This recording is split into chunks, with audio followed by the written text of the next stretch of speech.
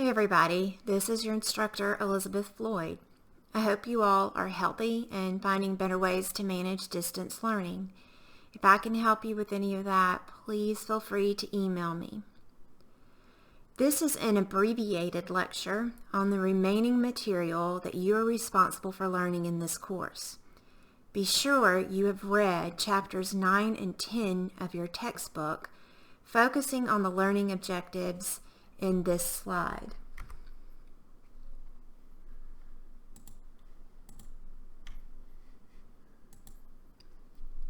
I'm going to start with the first objective. Be able to define social control and explain and give examples of how it is accomplished through both public and private law. So defining social control then is pretty simple. If you look at the word first, control, which means to regulate, influence, or restrain, and you can use it as a noun or a verb, it works both ways, plus social, which is just interactions between and among people in a given society, you walk away with social control, the regulation of human behavior in the context of a specific society. So that's what I mean when I say social control. Now, social control is accomplished in both public law, criminal law, which we covered in chapters 5 and 6, and in private law, or civil law, which we covered in chapter 7. So if you recall the comparison chart we did using Bill Cosby's criminal and civil cases, you probably noticed that there's a good bit of overlap between the two types of law, private and public.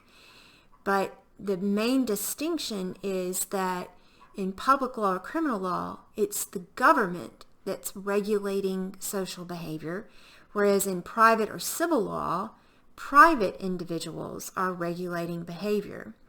And you can look at it in terms of lawsuits. So, for example, in tort law, you have private individuals resolving disputes before or with the help of a judge and jury. Victims are compensated. Sometimes offenders are punished financially in the form of what we call punitive damages. And this dispute resolution process sets precedents, case precedents. And those precedents are consequences for certain types of behavior. And in the aggregate, all of these cases with all of these consequences will set an example for future behavior.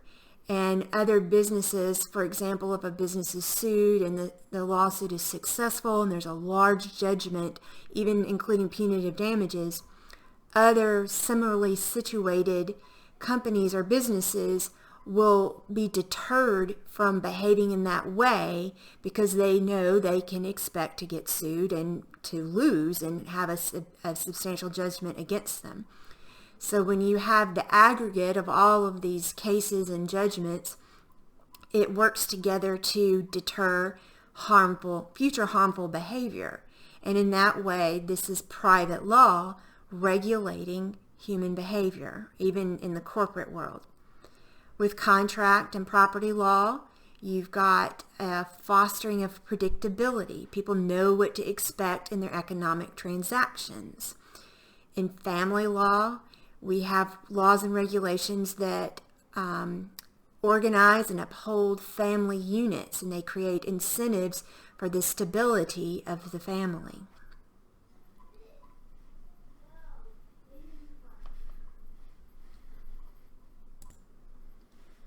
Okay, I'm going to move on then to the second objective. Be able to define and give examples of these types of or styles of social control: formal, informal, direct, indirect, specific, general, compensatory, conciliatory, penal, and therapeutic. It's a lot of different types, but we'll get through them all. They're pretty easy to follow. So first, I want you to look at these four: formal, informal, direct, and indirect. And the best way to understand them is through opposites. Formal is the opposite of informal. Direct, the opposite of indirect. So formal social control is what you would think it would be. It's a formal social control mechanism, usually seen in civil and criminal law, which is why I've got the gavel up here with these are the symbols of law. If you recall back to one of our first class meetings, we talked about what are some of the symbols of law in our society, and the main ones you guys were coming up with were the gavel or Lady Justice or the scales of justice. So that's formal social control. It's law enforcement. And the way you want to look at it is this is social control that comes from outside, externally. So this is not something that that is operating inside us. This is something from the outside coming down on us. The law, the man, right, who's policing us and looking at us and monitoring our behavior and enforcing a code of conduct on us. That's formal social control.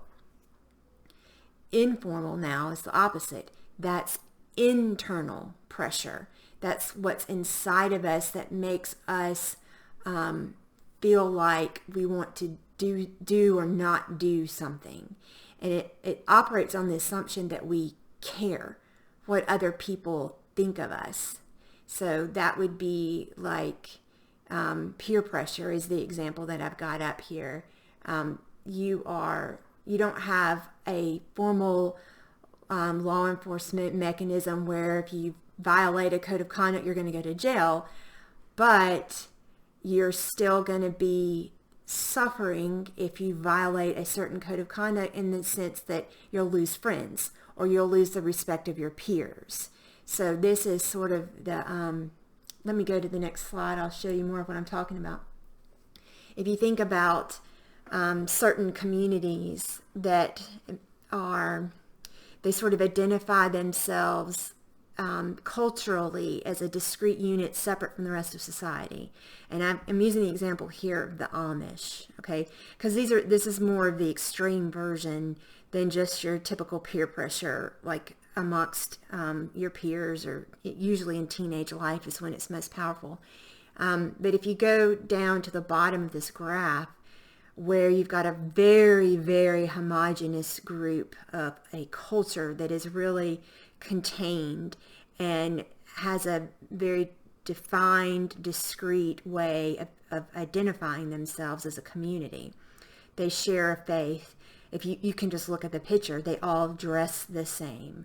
They all have an agrarian lifestyle, although some of the Amish are entrepreneurs. I'm sure you've noticed that. But the way that they regulate behavior in their community is informally through something called, well, it's too hard to pronounce, it's Erdnung or something like that, but it's a type of shunning. So if someone violates the Amish code of conduct, which is, I think that's called Meidung, if I have that right, there's a process where they're visited by the leaders of their community, but the ultimate punishment is shunning. It's banishing you from the community. And that's informal social control, because it is the use of the loss of favor or loss of respect among your peers that drives your choices. Now, the opposite then, remember, is formal. So formal is the type of social control in mainstream society. And I've got a picture on the opposite side of this graph here. This is a downtown street in New York City. And you can just look at that picture and look at the diversity of people. So this is a heterogeneous group, a heterogeneous, diverse society. A lot of different cultures, a lot of different faiths, a lot of different lifestyles, a lot of different economic conditions, career paths. It's very diverse. And in that type of society, formal social control is operating to maintain peace and order in the society. So when you look at it that way, be careful to understand that this is not a insular process. It's not either or, it's a continuum. So if you start at the bottom here of the graph where you see the Amish community and you see this arrow going up towards the picture of New York City, you'll observe that the more diverse that the society gets to be, the more heterogeneous, the more powerful or necessary formal social control becomes. So the relationship then between formal and informal social control is inverse. So where you're in a homogeneous society, it's a very informal type of social control. But the more diverse the society becomes, formal social control takes precedence. And that's usually because there's no single sort of identity among the group where people would care what their peers are thinking of them. So it's when you lose that sort of identity group, you then need an external formal control mechanism to maintain the peace and order in your group or in your society. I hope that makes sense. But I want you to see it as a continuum, not an either or. Even though formal and informal are opposites, they work together. And the more diverse a society becomes, the more necessary and powerful formal social control will become. Okay, so now we'll go to the next sort of grouping, and that's direct and indirect. So direct social control is a social control mechanism in your face, in your presence, immediately, and you know it's there. Okay, that's, you're driving along a highway, you see my picture here, you're driving along a highway, you look in your rearview mirror, you see a cop, what do? You slow down automatically. Even if you might not have been speeding, but your instinct then is, oh, I've got to behave myself. Let me make sure I'm not speeding, make sure I'm in the lane. Okay, so you check your behavior. And that's because of the presence of the law enforcer now. You are aware of it. So your conduct is changed or regulated by the immediate presence of a controlling force. Whereas indirect social control is where you don't have any enforcement mechanism in your presence at all. You're not aware of it, but you're still going to behave yourself because of your internalized belief in right and wrong. So what you kind of know to be the right thing to do, you do it. It's your internal moral compass that is at work inside you, keeping your behavior in check. And the example I've got on here is just a car at a stoplight. But just imagine for a minute, this has probably happened to you actually, if you're driving somewhere late at night. There's no cars around anywhere, nowhere to be seen, no other signs of life or activity, no police, no cameras, nothing. And you come to an intersection and the light is red and you stop. Or most of you, maybe not all of you would stop. But if you do stop, even there's no cars coming, you could safely proceed through the intersection. That stoplight means stop your car. That's inside you. So you stop and you wait for it to turn green. There's no one there to enforce that rule, but you do it anyway because of your internalized belief that you stop at a red light. You just do. So some people might just stop and then go, but you get my point. So let's look then. So what's the relationship between direct and indirect? And it's this. The consistent application of direct social control will lead to indirect social control, because indirect social control is learned from exposure to the pressures of direct social control. And I've got this little video clip in here to demonstrate it. This is from a TV show that I believe is still available on Netflix if you're interested. It's called Brain Games. And this is one of their episodes on social conformity. And you'll see how direct social control operates on this woman to the point that indirect social control will take over.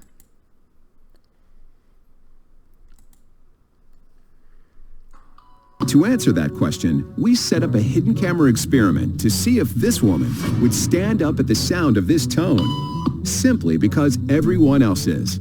You might be thinking you'd never go along with this. Or would you?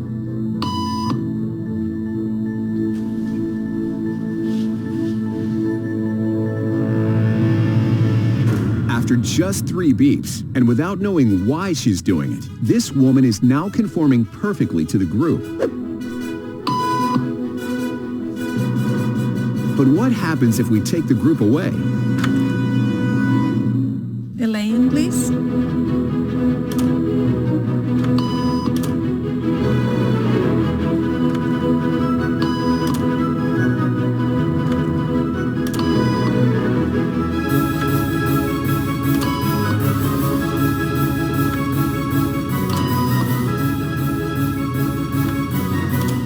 Okay, now she's alone. The crowd is gone and nobody is watching her except our hidden cameras. What do you think she'll do?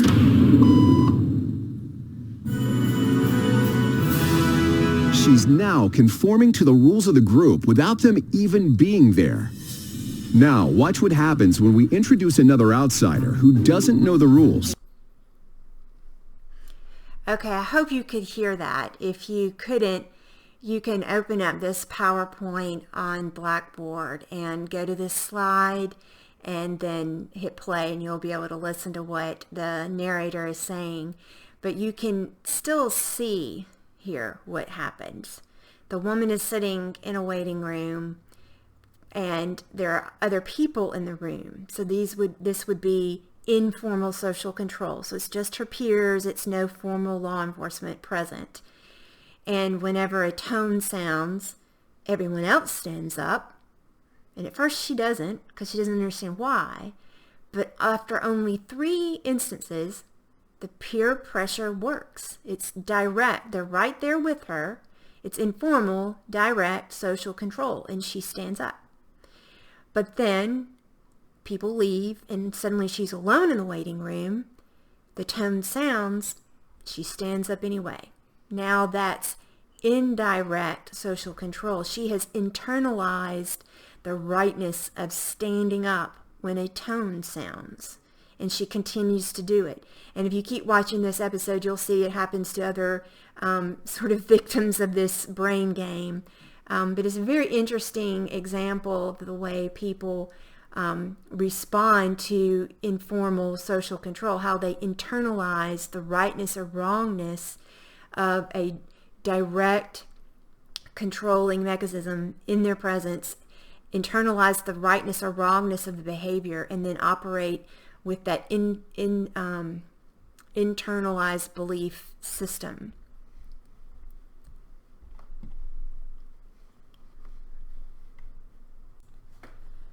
Okay, I want to go back a few slides here and remind you of something. We studied early on in this course the some of the different philosophers and sociologists and their study of law, and there was one philosopher in particular, Emile Durkheim, and his study was about social solidarity and the way people police one another or control behavior, being connected to the type of social solidarity at work in their community. Remember that in pre-industrial societies, mechanical solidarity was at work, and that's where peer pressure was really the controlling mechanism that kept people in line. And that was where there was a lot of commonality of experience, such as in an Amish community. Whereas in Industrial societies, modern societies, is a whole different type of social solidarity that is based on just trade interactions. And in those situations, you have more formal social control mechanisms. So this is just, I'm tying in some of the stuff that you learned early on in this course. It's all coming full circle for you, I hope. All right, we'll move on then to the styles of social control. I think it's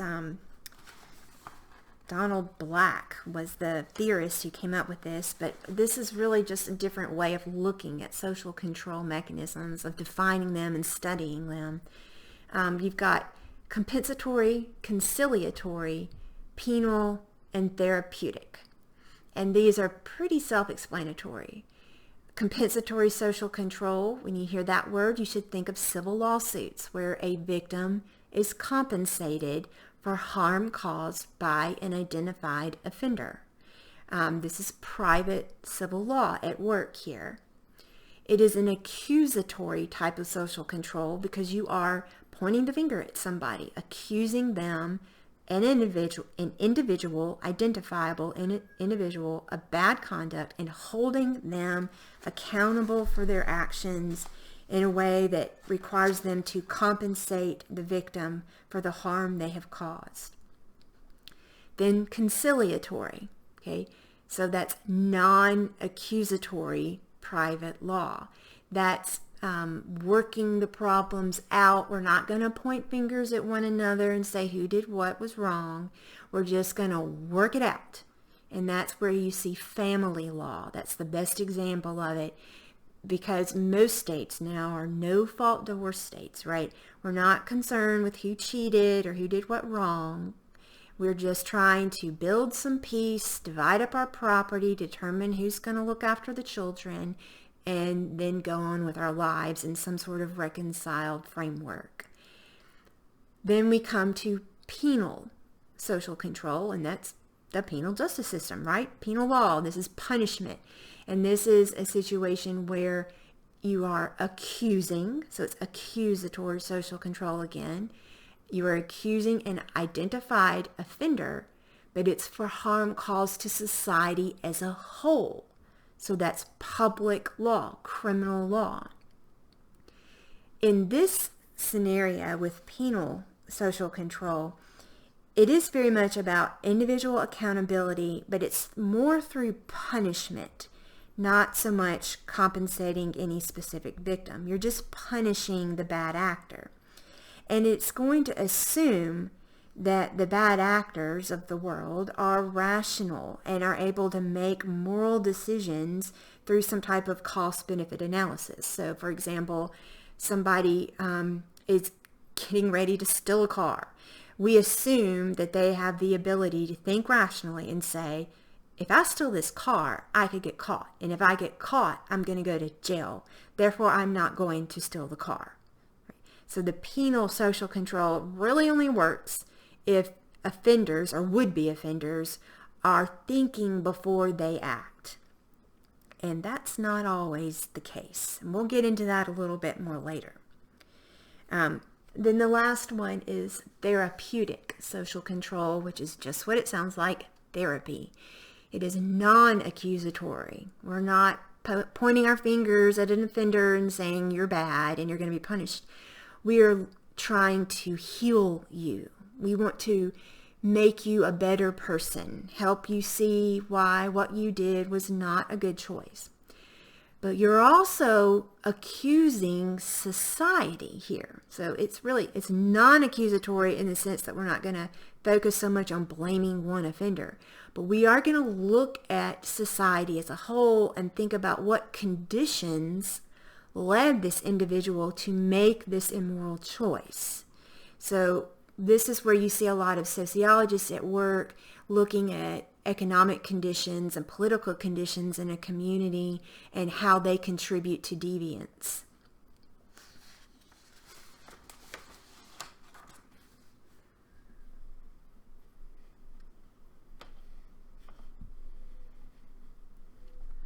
Excuse me just a minute. Let me get my thing working. Okay, we're going to move on to the next objective then, where we're talking about judging the effectiveness of social control. And one way to do that is to consider the overall point of social control. So what are we trying to accomplish? When we're controlling human social behavior, it is typically to create peace and order in society. We want to have predictability for economic growth. We want to be safe. That's the overriding point of it. So if that's our goal, then how do we decide if the mechanisms we're using to control behavior are effective? And one way to do that is looking at philosophies of punishment. And if you guys are sociology or criminal justice majors, you will have seen these before. Philosophies of punishment: deterrence, retribution, incapacitation, reintegration, and rehabilitation. So if you haven't memorized those from other courses, do it now. These are the 5 main philosophies of punishment. And I'll start out with deterrence. And again, this is pretty self-explanatory. Shouldn't be hard to pick up on. You know what to deter means: to stop someone from performing a certain type of behavior, to deter them. So punishment chiefly is meant to deter reoffenses or bad behavior, to stop someone from repeating something that is bad or harmful. There's 2 different kinds of deterrence: specific and general. So specific deterrence is the way the deterrent mechanism operates on the immediate offender. And then general deterrence is how those who witness the punishment will be deterred from performing the same bad behavior. So I would give, for an example, I would normally do this in class, which is hard. But if you can just imagine, for example, you're sitting in class and a student gets caught, I don't know, whatever your social media of choice is, maybe Snapchat. So some student has got their cell phone out and they're Snapchatting with one another or with someone outside the class. And they get caught, right? And let's assume that the professor, unlike me, is not going to be lenient, gets very angry, yells at the student, kicks him out of class, reports him to the university people in charge, and they get expelled. Okay, think of something really harsh. And so then this specific student then will never again use Snapchat in class. If they are allowed back in school at Lander, they're not going to repeat that behavior because they've been punished. They are now and from thenceforth deterred from using their cell phone in class. But also, every other student in class who witnesses that experience of punishment that this one specific student suffered, all the rest of them are now generally, this is general deterrence. No one else is going to use Snapchat in that class again because they see the consequence. They saw it happen to someone else, but it still works to deter them. That's general deterrence. Now I have a little phrase in here, contrast effect. And that's just emphasizing a point. Specific deterrence isn't going to work unless the offender experiences some sort of pain from the punishment. So if the punishment is so similar to what they typically experience in their lives, then the punishment isn't a deterrent. They're used to it. They're immune to it, as you might put it. So if this student who was using Snapchat in class gets kicked out of class all the time, then clearly the kicking out of class, that punishment, is not a deterrent. There's not enough of a contrast effect. There's not enough of a contrast between their everyday life and the punishment experience. That's what contrast effect is. You want that contrast effect to be high contrast between everyday normal experience and the punishment experience. Okay, so retribution then is what you've probably heard before. Eye for an eye, the proportional consequence for the bad behavior. If we'll use an extreme example, you murder someone, you're subject to the death penalty. That's retribution. Incapacitation, okay, that's punishment that incapacitates. That is putting someone in jail. You are taking away their freedom. You are restraining them, removing them from society. Reintegration, that's sending them back into society. Only this time they're prepared. So if your punishment includes a means of training the offender and showing them how to live a productive, law-abiding life, then you're using reintegration in your social control mechanism. The last one then is rehabilitation, which you all know about. That's therapy that's trying to teach them to internalize the behavioral norms of society, the peaceful ones, law-abiding, moral choices and ethics, helping them develop their ability to self-regulate, to make good choices on their own, to allow, here's an example, indirect social control to take over. So you want them to develop this internal moral compass so they can go out into society and no longer offend. So you can use these different philosophies of punishment to judge the effectiveness of a specific social control mechanism.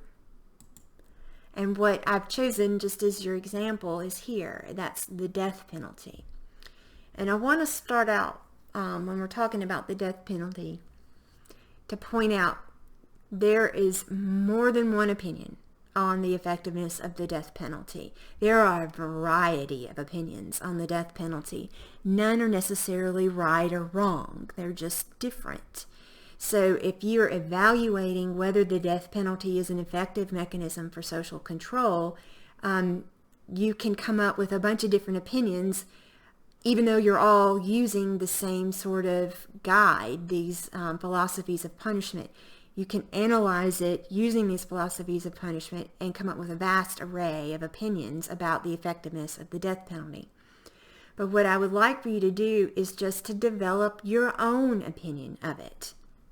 And you can read through the textbook, and there's a very good section that evaluates the death penalty and gives all the pros and cons of it, both sides of the debate, really. A few of them are represented in this silly graphic that I've got up here, and this is just a cartoon, so please, this is not an example of absolute truth. This is just a cartoon. So you've got those who are against the death penalty would point out that, number one, they would say it is not a deterrent. And they would probably indicate that because, again, when I said deterrence, you're assuming that the offender thinks before they act.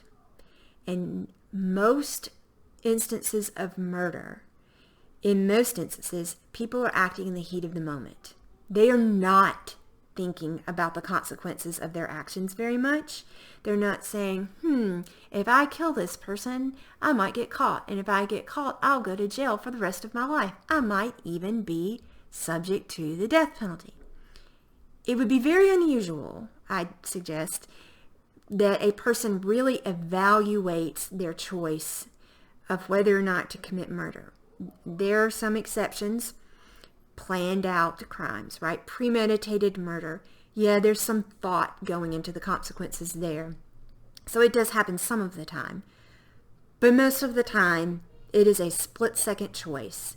You're in a fight, it gets out of control, you catch your wife in an affair, some sort of heat-of-the-moment experience, and you kill somebody, and you've not thought through the consequences of it.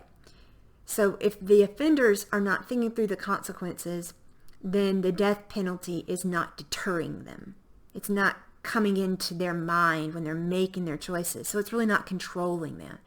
So this argument is just that the death penalty, it's not controlling anything. It's just a consequence, a sentence that a jury returns. And so it's not effective. It's something that should be done away with. Other people would argue, no, it does deter, because it's there to show society as a whole, as a general deterrence to the commission of murder. So if you shift from specific deterrence, maybe it's not really operating on a specific offender, but it is a general deterrent to committing murder. The understanding that the death penalty exists. For example, in the state of Texas, they're very harsh about it. They use it more frequently. Perhaps, generally, that deters the commission of murder. Perhaps. Next, you would go to retribution. So, for sure, death penalty is retribution for murder. A killing for a killing. That is exact retribution. That's definitely there. You can check that box. Incapacitation, definitely there. That is the death penalty is the ultimate form of incapacitation and punishment because the person is dead, executed. And there is zero reintegration, clearly, because the offender never returns to society. There's zero rehabilitation. There's no healing of the offender. The offender is just executed. So you cross out reintegration, you cross out rehabilitation, put a big old check mark by incapacitation and by retribution, and then a maybe sign by deterrence, and you've kind of got this sort of dead even balance for and against the death penalty, whether it's effective or not. And there are a few other reasons that go into the debate about the death penalty that don't so much have to do with these philosophies of punishment. Some of them are listed in this graphic. That it is expensive. Yes, it is quite expensive, but so is keeping someone in prison for the rest of their lives. It is an irreversible action, and if we get it wrong, if we convict an innocent person, you can't take it back. You can't take execution back. But we do have DNA now. We have much better means of collecting evidence and getting to the truth of the matter. And that the Innocence Project is what comes to mind. That is working, but still it's not perfect. There is a lot of racial bias and economic bias in the justice system. There are a lot of flaws that result in high incarceration rates of minorities and people of lower socioeconomic conditions. So there's a good bit of injustice that's built into the justice system that would lead us against using the death penalty because it is so irreversible. Others might point to morality, playing God. America is one of few developed democratic countries that still has the death penalty, so there are some political reasons and sociological reasons born against it. But that's just an example of a way to judge the effectiveness of a social control mechanism, specifically the death penalty, and I want you to be able to do that on your own. So the death penalty is just an example of it.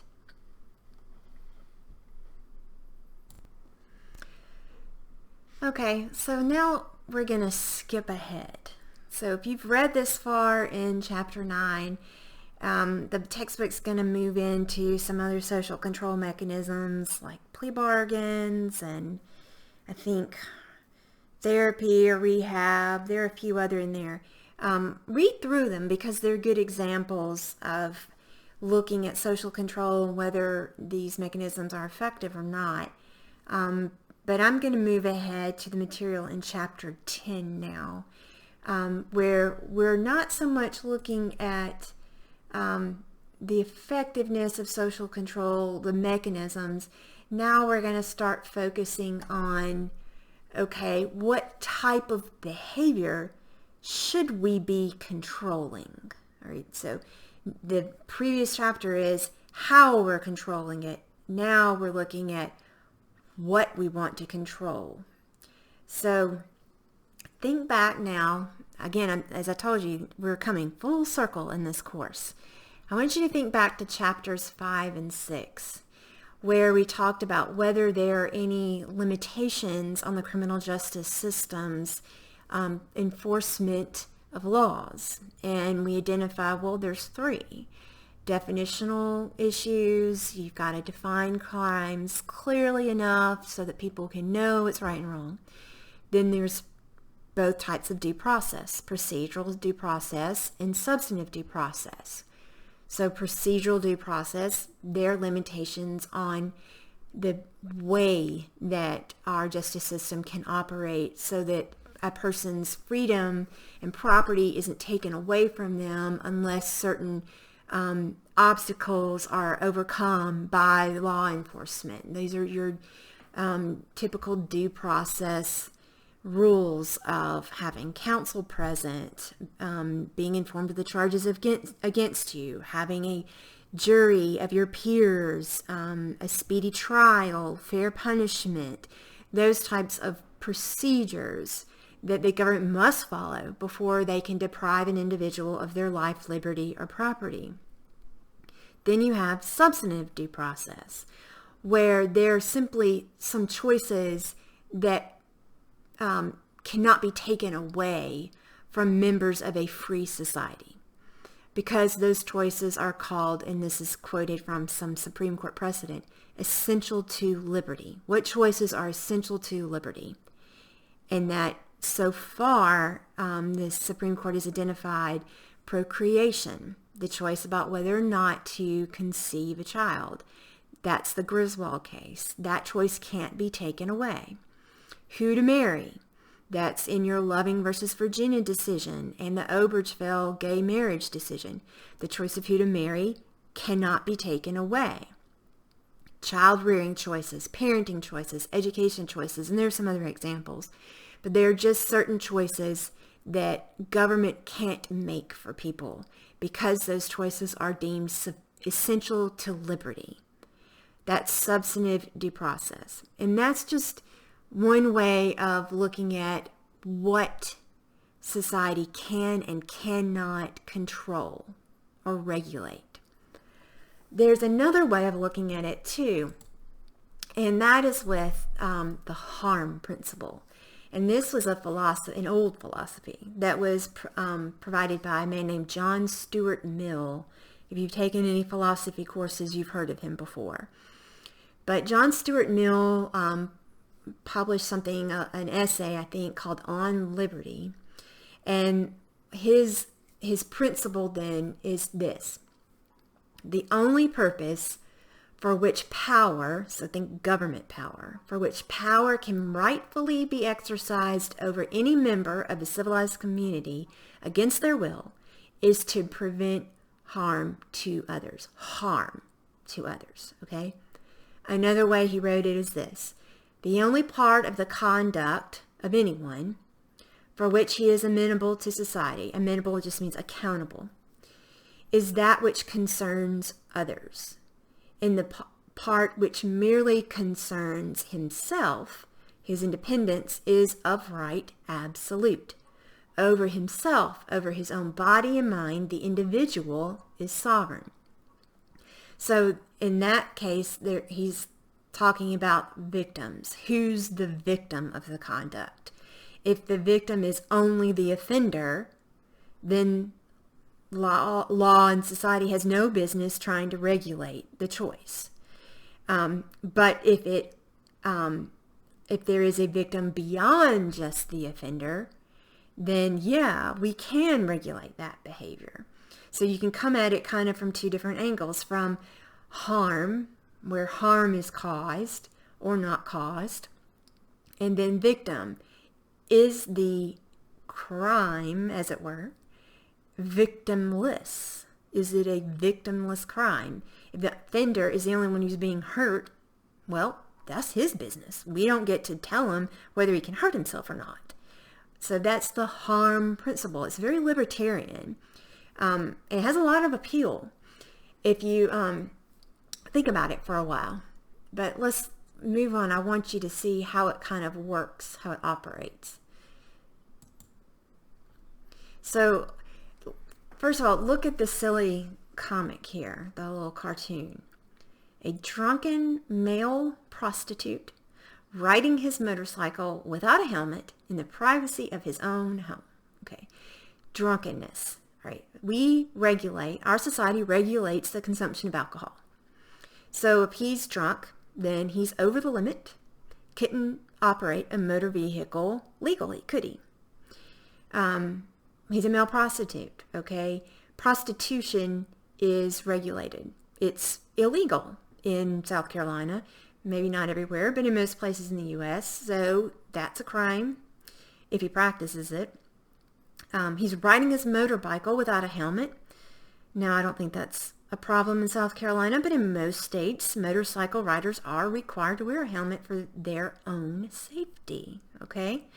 But in this cartoon, this guy's doing it all in the privacy of his own home. He's not hurting a soul, except for himself, perhaps, if he falls, or crashes his motorcycle, which looks like he's about to do. So the point then is, if someone is not hurting anyone but themselves, how can we punish them for their conduct?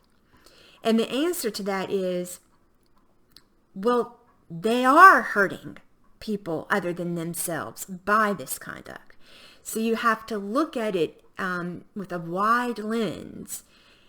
And this is where you would talk about what I've got on the slide, mala prohibita crimes, this conduct that is prohibited in our society, not because it's necessarily bad in and of itself, but because we consider the behavior abnormal or immoral. They aren't victimless crimes. They truly aren't victimless. There are other victims.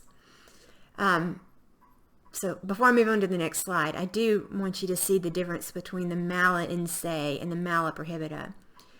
So mala in se, bad in and of itself. Those are crimes, murder, rape, robbery, that have obvious harm.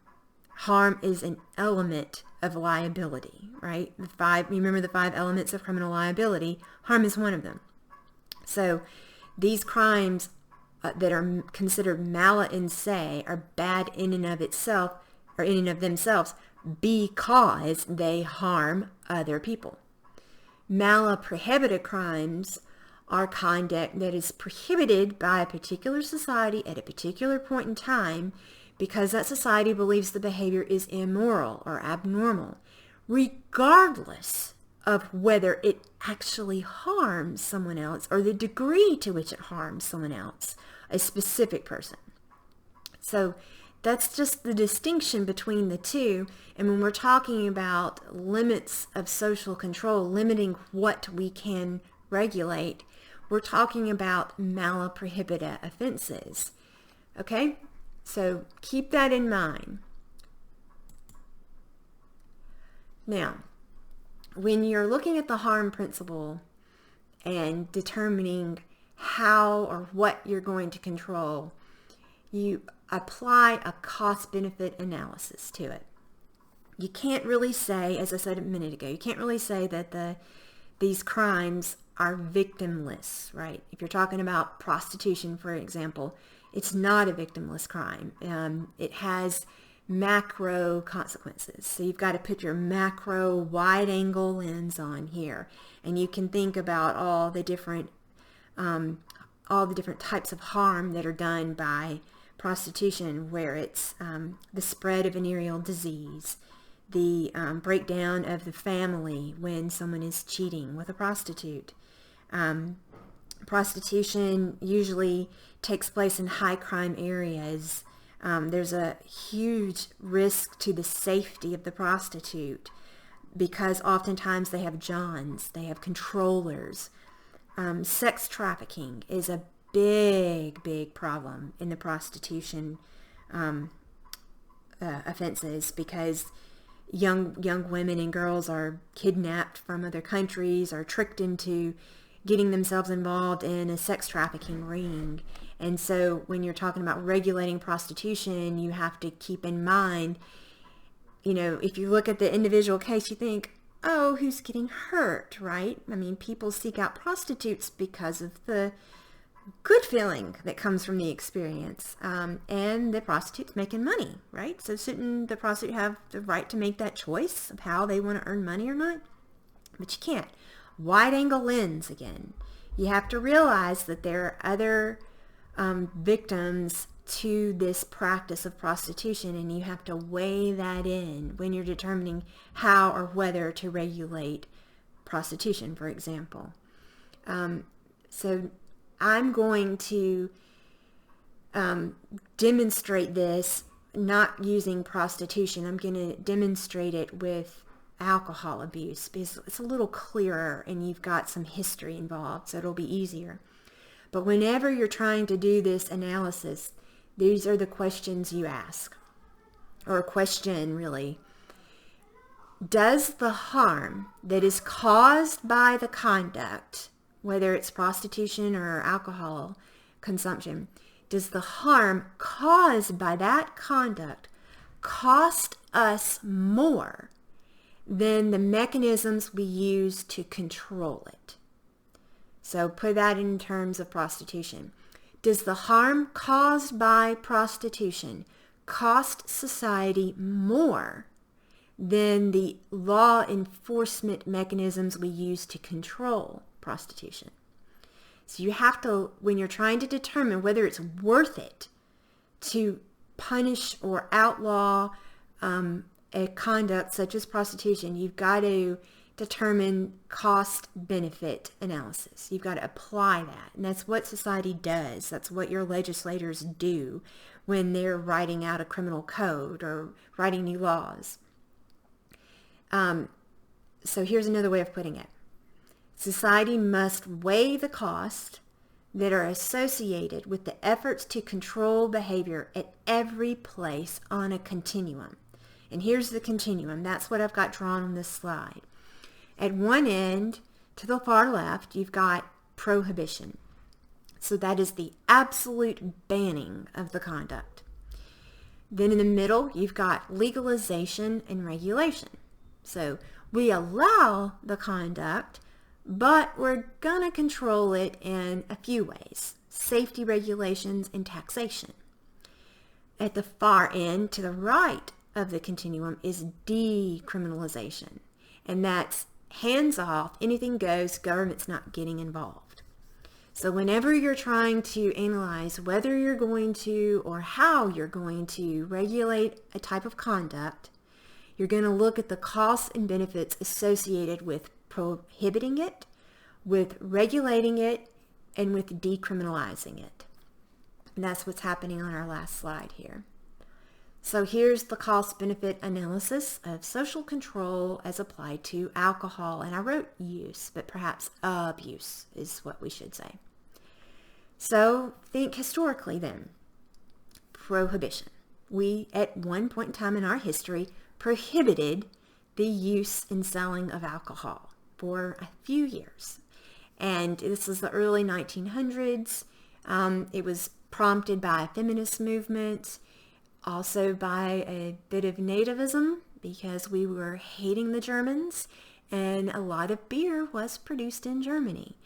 So there was a lot at play going on what drove the decision to pass I think it's the 18th Amendment, to prohibit alcohol. And we have this historical record now of the consequences. What were the costs of prohibition? Well, there was a lot of overhead.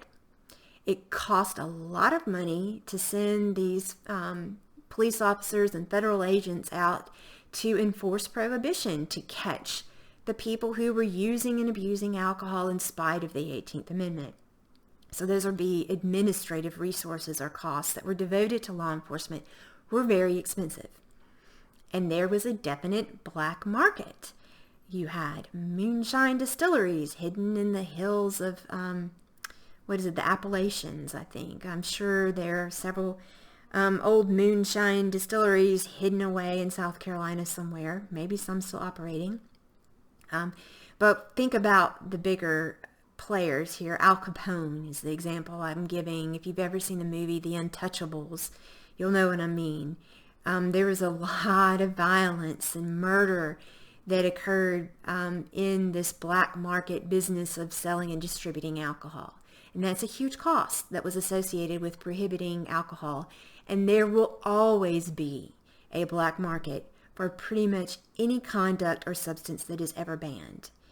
That will always be a consequence that has to be weighed. The benefits to prohibition, obviously, healthier livers, less people drinking, so less harm to our bodies. Fewer people drinking in excess, probably safer streets. Nowadays we have cars. They didn't so much so back when prohibition was enforced.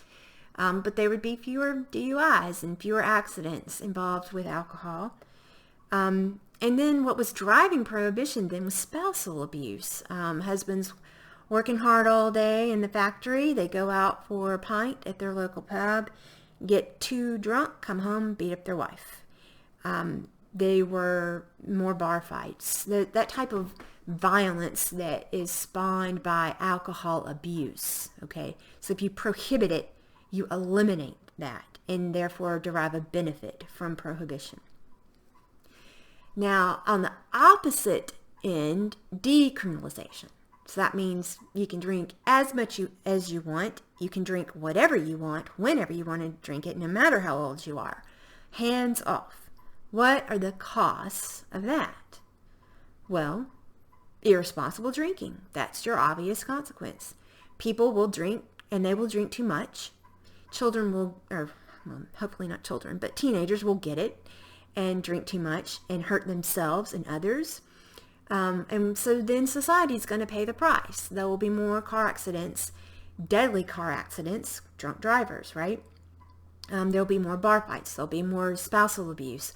All of the crimes that are driven by drunkenness or prompted or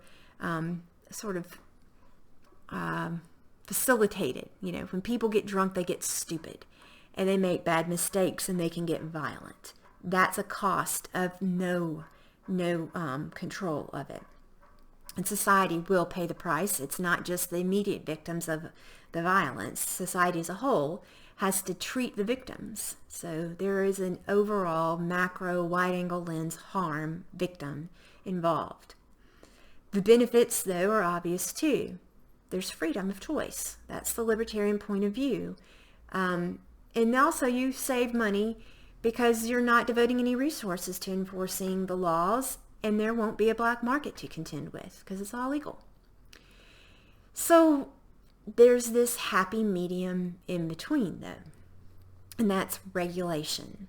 So you legalize the conduct, but you regulate it. So the government does have its fingers in the situation, but not as much as they would if they were prohibiting it outright.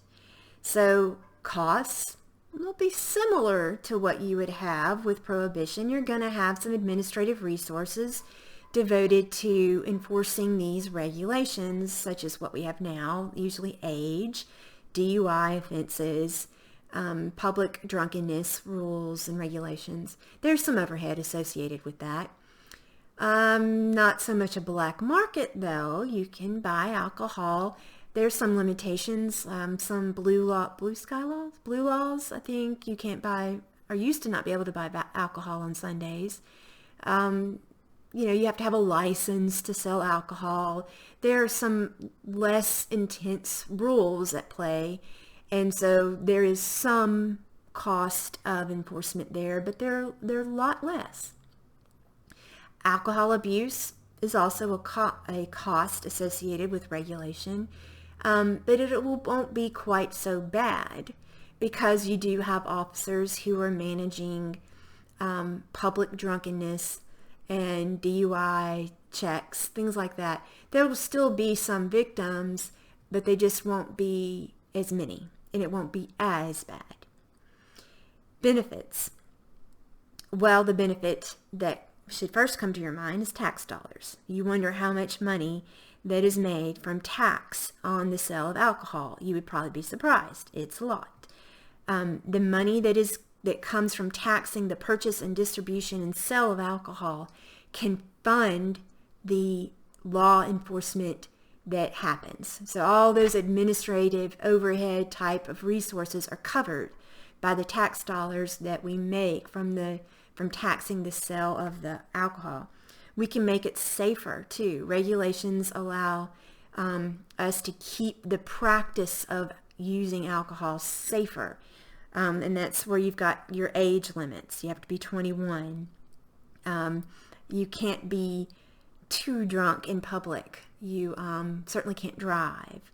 So you still have some choices, but there are regulations in play to keep it safer and to fund, you collect tax dollars to fund the administrative resources that enforce the few regulations that are in place. So that's a cost-benefit analysis of a social control of alcohol, and you can apply that to drug use. You could apply it to, I think that the book has something on, let's see, there may be a section on homosexuality, I don't know, but that's not really relevant anymore. And certainly on pornography, there is a section on that. So you might read through those sections just to see other examples of this cost-benefit analysis using the harm principle. And it is definitely a skill I want you to learn how to do and master for the last exam. I believe that's our last slide.